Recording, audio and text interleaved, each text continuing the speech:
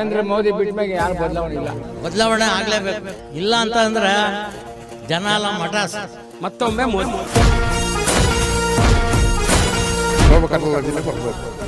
ರಾಜೀವ್ಗಳ ಯಾರು ನಮ್ಮ ನೋಡೇ ಇಲ್ಲ. ಇಲ್ಲ ಆಗದೆ ಶೋಭಾಕಾರ್ಜಿ ವಿನ್ನಿ. ನಾವು ಹಿಂದೂಗಳಾಗಿ ಹುಟ್ಟಿದೀವಿ, ಬಿಜೆಪಿಗೆ ಓಟ್ ಹಾಕ್ತೀವಿ. ರಾಜೀವ್ಗೌಡವ್ರು ಯಾರು ಗೊತ್ತಿಲ್ಲ ಸರ್, ನಮಗೂ ಗೊತ್ತಿಲ್ಲ. ಬಿಜೆಪಿಗೆ ಓಟ್ ಹಾಕ್ತೀವಿ. ಬಿಜೆಪಿ ಕಾಂಗ್ರೆಸ್ ಬಂದರೆ ಶೋಭಾ ಕರಂದ್ಲಾಜೆ ಮಕ್ಕ ನೋಡಿ ವೋಟ್ ಮಾಡಲ್ಲ, ಮೋದಿ ಅವ್ರ ಮಕ್ಕ ನೋಡ್ಬಿಟ್ಟು ವೋಟ್ ಮಾಡ್ತೀವಿ. ಪಕ್ಷ ರಾಹುಲ್ ಗಾಂಧಿ ಬಂದ್ರೆ ಪಾಕಿಸ್ತಾನ ಪಕ್ಷ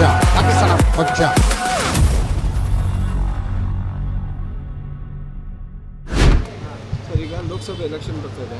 ಸೆಂಟ್ರಲಲ್ಲಿ ಮೋದಿ ಅವ್ರ ಸರ್ಕಾರ ಇದೆ, 10 ವರ್ಷ ಆಳ್ವಿಕೆ ಮಾಡಿದ್ದಾರೆ. ಅವ್ರ ಸರ್ಕಾರ ನಿಮಗೆ ತೃಪ್ತಿ ತಂದಿದೆಯಾ ಕೆಲಸ, ಅಥವಾ ಬದಲಾವಣೆ ಆಗಬೇಕು ಅಂತ? ಇಲ್ಲ ಸರ್, ತೃಪ್ತಿ ತಂದಿದೆ. ಬದಲಾವಣೆ ಆಗೋದೇನು ಬೇಡ, ಅವರೇ ನಡೀಲಿ. ಭಾರತ ಸುಭದ್ರವಾಗಿರುತ್ತೆ. ಇದು ನಾನೊಬ್ಬ ಸಾಮಾನ್ಯ ಪ್ರಜೆಯಾಗಿ ಹೇಳ್ತಾರ ಮಾತು. ಈಗ ಕಾಂಗ್ರೆಸ್ನಲ್ಲಿ ಯಾರು ಒಳ್ಳೆ ನಾಯಕರಿರುವಾಗ? ಕಾಂಗ್ರೆಸ್ಸಲ್ಲಿ ನಾಯಕರಿದೆ ಅಂದರೆ ಅವರಲ್ಲಿ ಒಂದು ಒಗ್ಗಟ್ಟೇ ಇಲ್ವಲ್ಲ. ಈಗ ಇಷ್ಟು ವರ್ಷದಿಂದ ಆಡಿದಂಥ ಕಾಂಗ್ರೆಸ್ಸಲ್ಲಿ ಅವರು ಒಗ್ಗಟ್ಟಿನ ಪ್ರದರ್ಶನ ಮಾಡ್ತಾ ಇಲ್ವಲ್ಲ. ಒಗ್ಗಟ್ಟಿಲ್ಲ ಅಂತ ಹೇಳ್ತೀವಿ ನಾವು. ಭಾರತ್ ಜೋಡೋ ಮಾಡಿದ್ರು, ಭಾರತ್ ಜೋಡೋ ಎಲ್ಲಿದೆ ಇವಾಗ? ಅದೇನೋ ಇಂಡಿಯಾ ಅಂತ ಮಾಡಿದ್ರು, ಇಂಡಿಯಾ ಎಲ್ಲಿದೆ? ಕಾಮನ್ನಾಗಿ ಮಾತಾಡೋಣ, ಕಾಮನ್ ಪೀಪಲ್ ಆಗಿ. ಇಟ್ಸ್ ನಾಟ್ ಎ, ನಾನು ರಾಜಕಾರಣಿ ಅಲ್ಲ. ಹಾಂ, ಈಗ ಭಾರತ್ ಜೋಡೋ ಮಾಡಿದ್ರು, ಭಾರತ್ ಜೋಡೋ ಮಾಡಿ ಏನು ಪ್ರಯೋಜನ ಏನು? ಅದಾದಮೇಲೆ ನೀವು ಇಂಡಿಯಾ ಒಕ್ಕೂಟ ಅಂತ ಮಾಡ್ಕೊಂಡ್ರೆ ಎಲ್ಲಿದೆ? ಇಂಡಿಯಾ ಒಕ್ಕೂಟ ಹಚ್ಚಿದ್ರೆ ಆಯಿತು. ಈಗ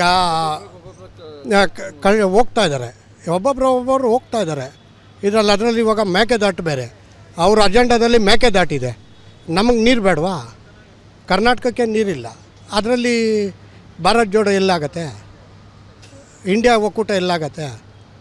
ಈಗ ಇನ್ನೊಂದೇನು ಅಂತಂದರೆ, ಮೋದಿ ಅವ್ರ ಸರ್ಕಾರನ, ಮೋದಿ ಅವ್ರಿಗೆ ಏನಂತ ಹೇಳ್ತಾರೆ, ಕೋಮುವಾದಿ ಸರ್ಕಾರ ಅಂತ. ಕೋಮುವಾದಿ ಸರ್ಕಾರ ಅನ್ನೋದಕ್ಕಿಂತನೂ ಒಳ್ಳೆ ಆಡಳಿತ ಕೊಡ್ತಾವ್ರಲ್ಲ. ಕೋಮುವಾದ ಎಲ್ಲ ಆಗ್ತಾಯಿದೆ? ಎಲ್ಲಾದರೂ ಜನಾಂಗೀಯ ಕಲಹ ಏನನ್ನ ಆಗ್ತಾಯಿದೆ? ಇಲ್ಲ, ಆಗ್ತಾಯಿಲ್ಲ. ಹಂಗಿದೆ ಪರಿಸ್ಥಿತಿ. ಓಕೆ, ಇನ್ನು ಈ ಕ್ಷೇತ್ರಕ್ಕೆ ಬಂದರೆ, ಇಲ್ಲಿ ಹಿಂದೆ ಸದಾನಂದ ಗೌಡರು ಇದ್ದರು MP ಆಗಿ.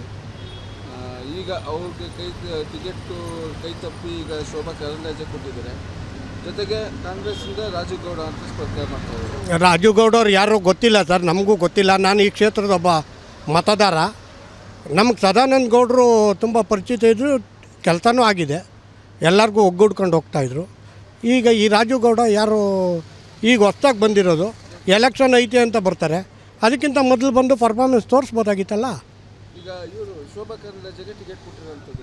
ಟಿಕೆಟು ಕೊಟ್ಟಿದ್ದಾರೆ, ಅದು ಹೈಕಮಾಂಡ್ ನಿರ್ಧಾರ ಆಗಿರುತ್ತೆ. ಅವರ ಪಕ್ಷದ ಇಂಟೀರಿಯಲ್ ಅದು ಕೊಟ್ಟಿದ್ದಾರೆ. ಬಂದಮೇಲೆ ಅವರೂ ಒಳ್ಳೆ ಕೆಲಸ ಮಾಡ್ಬೋದು ಅಂತ. ಶೋಭಾ ಕರಂದ್ಲಾಜೆನ ಆಯ್ಕೆ ಮಾಡ್ತೀರಾ ಅಂತ? ಸರ್, ಮಾಡ್ತೀವಿ. ಬದಲಾವಣೆ ಏನು ಬೇಡ ಈಗ ಇರಲಿ ಅಂತ ಹೇಳ್ತೀವಿ. ಹೌದು, ಬದಲಾವಣೆ ಈಗ ಎಲ್ಲಾದರೂ ಈಗೆಲ್ಲೋ ಈ ಅಂಗಡಿಯಲ್ಲಿ ಹೋಟ್ಲಲ್ಲಿ ಟೀ ಸರಿ ಇಲ್ಲ ಅಂದರೆ ಆ ಹೋಟ್ಲಿಗೆ ಹೋಗೋದು ಬೇಡ ಅಂತೀವಿ. ಹೋಟ್ಲಲ್ಲಿ ಟೀ ಚೆನ್ನಾಗಿದೆ ಅಂದರೆ 4 ಜನ ಹೋಗ್ತೀವಿ ಅಲ್ಲಿಗೆ. ತಪ್ಪೇನಿದೆ ಅದರಲ್ಲಿ? ಬದಲಾವಣೆ ಏನು ಬೇಡ, ಯಥಾಸ್ಥಿತಿ ಇರಲಿ. ಈಗ ಲೋಕಸಭೆ ಎಲೆಕ್ಷನ್ ಬರ್ತಾ ಇದೆ. ಸೆಂಟ್ರಲಲ್ಲಿ ಮೋದಿ ಅವ್ರ ಸರ್ಕಾರ ಈಗಾಗಲೇ 10 ವರ್ಷ ಆಳ್ವಿಕೆ ನಡೆಸಿದ್ದಾರೆ. ನಿಮಗೆ ತೃಪ್ತಿ ತಂದಿದೆ, ಅಥವಾ ಬದಲಾವಣೆ ಆಗಬೇಕು ಅಂತ ನಾವು ಬಯಸ್ತೀರಾ? ಈಗ BJP ಸರ್ಕಾರನೂ ನೋಡಿದ್ದೀವಿ, ಕಾಂಗ್ರೆಸ್ ಸರ್ಕಾರನೂ ನೋಡಿದ್ದೀವಿ. ಈಗ ಸಾಮಾನ್ಯವಾಗಿ ಎಲ್ಲರಿಗೂ ಗೊತ್ತಿರೋಂಗೆ BJP ಸರ್ಕಾರದಲ್ಲಿ ಬೆಲೆಗಳು ಜಾಸ್ತಿ ಆಗಿದೆ. ಮತ್ತು ಸ್ವಂತ ನಮ್ಮ ಮಕ್ಕಳಿಗೆ ಹೇಳಬೇಕು ಅಂತಂದರೆ ಉದ್ಯೋಗಗಳಿಲ್ಲ. ಉದ್ಯೋಗ ಸೃಷ್ಟಿಯಾಗುತ್ತೆ ಅಂತ ಹೇಳಿದ್ರು, ಏನೋ ಯಾವ ಕಾರಣಕ್ಕೂ ಅದು ಗೊತ್ತಿಲ್ಲ, ಅದು ಉದ್ಯೋಗ ಸೃಷ್ಟಿ ಆಗಲಿಲ್ಲ. ಮತ್ತು ಯುವಕರು ಈಗ ನಿರುದ್ಯೋಗಿಗಳಾಗಿ ಅಲಿತಾ ಇದ್ದಾರೆ. ಅದರಿಂದ ಸಮಾಜದಲ್ಲಿ ಬೇರೆ ಬೇರೆ ಥರ ವ್ಯತ್ಯಾಸಗಳಾಗುತ್ತೆ. ಇನ್ನು ನೋಟ್ ಬ್ಯಾನ್ ಅಂತ ಮಾಡಿದ್ರೆ ನಾನು ಕಂಡಂಗೆ ಸುಮಾರು ಫ್ಯಾಕ್ಟ್ರಿಗಳು ಮುಚ್ಕೊಂಡು ಹೋಗಿತ್ತು. ಅದರಿಂದನೂ ಕೂಡ ಈಗ ವ್ಯಾಪಾರಿಗಳು ಭಾರಿ ನಷ್ಟದಲ್ಲಿದೆ. ಮತ್ತು ಧರ್ಮ ಒಂದೇ ಅಲ್ಲ, ಮಕ್ಕಳಿಗೆ ಕಾಯಕವೇ ಕೈಲಾಸ ಅಂತ ಬಸವಣ್ಣವ್ರು ಹೇಳೋರೆ. ಕಾಯಕ ಭಾಳ ಮುಖ್ಯ. ಮನುಷ್ಯನ ಜೀವನ ಮಾಡಬೇಕಂದ್ರೆ ಅವನಿಗೆ ಊಟ, ಬಟ್ಟೆ, ಮನೆ ಬೇಕು. ಅದ್ರ ಬಗ್ಗೆ ನಮಗೆ ಅಷ್ಟೊಂದು ತೃಪ್ತಿಕರವಾಗಿ ಮಾಡಿಲ್ಲ ಅನ್ನೋದು ನಮ್ಮ ವೈಯಕ್ತಿಕ ಅಭಿಪ್ರಾಯ.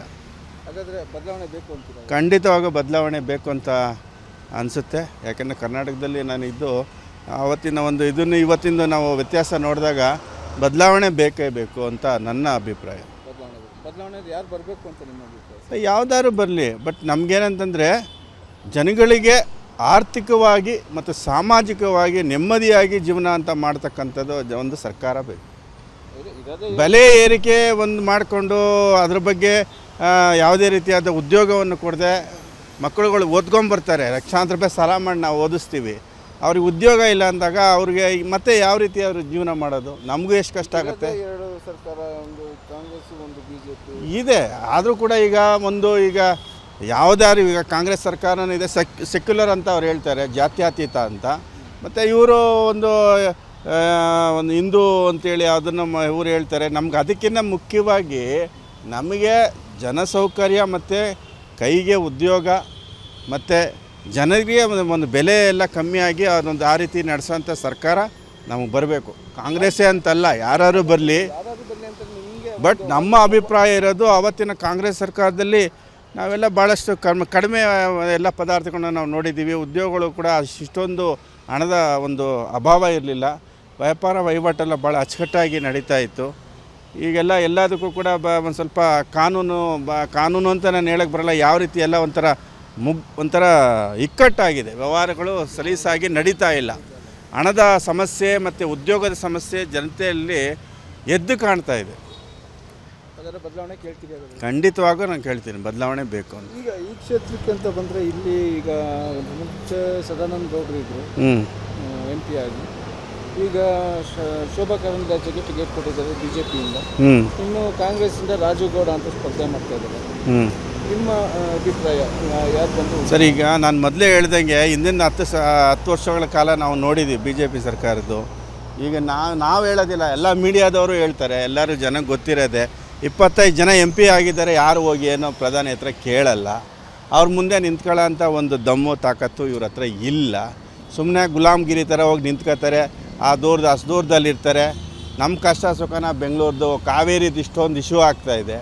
ಅದಕ್ಕೆ ಕೇಂದ್ರ ಸರ್ಕಾರ ಮತ್ತು ನಮ್ಮ ಏನಿದು ಒಂದು ನಿಯಂತ್ರಣ ಮಂಡಳಿ ಇದೆ, ಆ ಕಾವೇರಿ ನೀರಿನ ಒಂದು ನಿಗಮ, ಅವರು ಅದನ್ನು ಸ್ಟೆಪ್ ತೊಗೊಂಡು ಅಲ್ಲಿರ್ತಕ್ಕಂಥ ಮುಖ್ಯಸ್ಥರು ಅದನ್ನು ಕೇಂದ್ರ ಸರ್ಕಾರದಲ್ಲಿ ಬಗೆಹರಿಸಿದ್ರೆ ಬಗೆಹರಿತದೆ. ಮೇಕೆದಾಟಿಗೆ ನೋಡಿ ನೀರಿಲ್ಲ, ಬೆಂಗಳೂರಲ್ಲಿ ನೀರಿಲ್ಲ, ಅದ್ರ ಬಗ್ಗೆ ಯಾರೂ ಮಾತಾಡಲ್ಲ. ಅದಕ್ಕೆ ಕೇಂದ್ರ ಸರ್ಕಾರ ಇಂಟರ್ಫಿಯರ್ ಆಗಬೇಕು ಅಂತಾರೆ, ಅವರು ಅದ್ರ ಬಗ್ಗೆ ತಲೆ ಕಳೆದೇ ಇಲ್ಲ. ಇಲ್ಲಿ ಬೆಂಗಳೂರಲ್ಲಿ ಇವಾಗ ನಮ್ಗೆ ನೀರಿಲ್ದಾರೆ, ಇಷ್ಟೊಂದು ಜನ ಇದ್ದೀವಿ, ಕೋಟ್ಯಾಂತರ ಜನ ಇದ್ದೀವಿ. ಮುಂದಿನ ಗತಿ ಏನು? ಕೆಂಪೇಗೌಡರು ಕಟ್ಟಿದಂಥ ಬೆಂಗಳೂರಿನ ಗತಿ ಏನು? ಕೆರೆಗಳೆಲ್ಲ ಹಾಳಾಗೋಗಿದೆ, ಎಲ್ಲ ಸ್ಥಿತಿಗತಿನೇ ಬದಲಾಗುತ್ತೆ. ಬಿಲ್ಡಿಂಗ್ ಕೆರೆಗಳೆಲ್ಲ ಮುಚ್ಚಿ ಅದೆಲ್ಲ ಅಪಾರ್ಟ್ಮೆಂಟ್ ಮಾಡಿದ್ದಾರೆ. ಇಲ್ಲಿ ಮುಂದಿನ ಜನಗಳ ಗತಿ ಏನು? ಯಾವ ರೀತಿಯಲ್ಲಿ ಜೀವನ ಮಾಡೋಕ್ಕಾಗುತ್ತೆ? ಬೆಂಗಳೂರಿಂದ ಯಾರು ಸಂಸದರಾಗಿ ಬರಬೇಕು ಅಂತ ಆಸೆ ಪಡ್ತಾರೆ? ಇಲ್ಲ, ನಾನೇನು ಹೇಳೋದು, ಬದಲಾವಣೆ ಬೇಕು. ಮೊದಲಿದ್ದವ್ರು ಬೇಡ, ಹೊಸದಾಗಿ ಬರಲಿ. ಶೋಭಾ ಕರಂದ್ಲಾಜೆ ತಂದಿದ್ದಾರೆ. ಬೇಡ, ಶೋಭಾ ಕರಂದ್ಲಾಜೆ 10 ವರ್ಷ ಏನು ಆಡಳಿತ ಮಾಡಿದ್ಯೋ 10 ವರ್ಷ ನೋಡಿದ್ದೀವಿ. ಇನ್ನು ಹೊಸ ಸರ್ಕಾರಗಳು ಬರಲಿ ಅನ್ನೋದು ನಮ್ಮ ಅಭಿಪ್ರಾಯ. ಬದಲಾವಣೆ ಆಗಬೇಕು ಅನ್ನೋದು ನಮ್ಮ ಅಭಿಪ್ರಾಯ. ಸ್ವಾದಿಷ್ಟತೆಯ ಸ್ವಾದ, ತಾಜಾತನದ ಆಹ್ಲಾದ, ಉತ್ತಮ ಆರೋಗ್ಯ ಮತ್ತು ಹೆಚ್ಚಿನ ರೋಗ ನಿರೋಧಕ ಶಕ್ತಿಯ ವೃದ್ಧಿಗೆ ಈಗ ನಿಮಗೆ ಸಿಗುತ್ತಿದೆ ಉತ್ತಮ ಗುಣಮಟ್ಟದ ಪೌಷ್ಟಿಕಾಂಶ Shri Vaidik millet health mix. ಇದು ಸಿರಿಧಾನ್ಯಗಳ ಸಂಪತ್ತು.